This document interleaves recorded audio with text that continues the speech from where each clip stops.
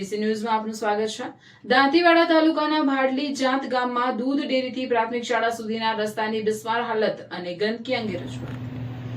દાંતીવાડા તાલુકાના ભાડલી જાંત ગામમાં હાલ સ્થાનિક ગ્રામજનોને માસૂમ બાળકો ભારે હાલાકીનો ભોગ બની રહ્યા છે। ગામમાં આવેલા મુખ્ય માર્ગ એટલે કે દૂધ ડેરીથી પંચાયત ઓફિસ અને તેની બાજુમાં આવેલી પ્રાથમિક શાળા સુધીના રસ્તા પર ગંદકી અને અવરોધોના કારણે ભારે કાદવ કચરો થતા રસ્તો બંધ જેવી હાલતમાં મુકાયો છે।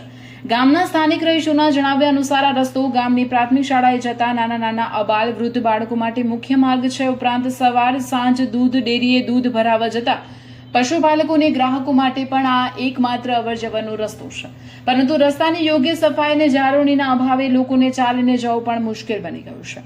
ગામમાં વિકાસના નામે યોગ્ય કામગીરી થતી ન હોવાનું અને પ્રાથમિક સુવિધાઓ પ્રત્યે તંત્ર દ્વારા દુર્લક્ષ સેવામાં આવતું હોવાનો ગ્રામજનો આક્ષેપ કરી રહ્યા છે।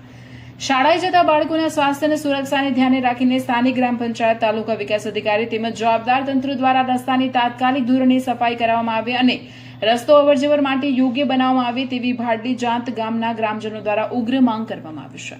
જો આ સમસ્યાનો વહેલી તકે ઉકેલ લાવવામાં નહીં આવે તો આગળના સ્તરે ઉચ્ચ કક્ષાએ રજૂઆત કરવાની ફરજ પડશે। રિપોર્ટર વિપુલભાઈ ચૌધરી, રાધનપુર।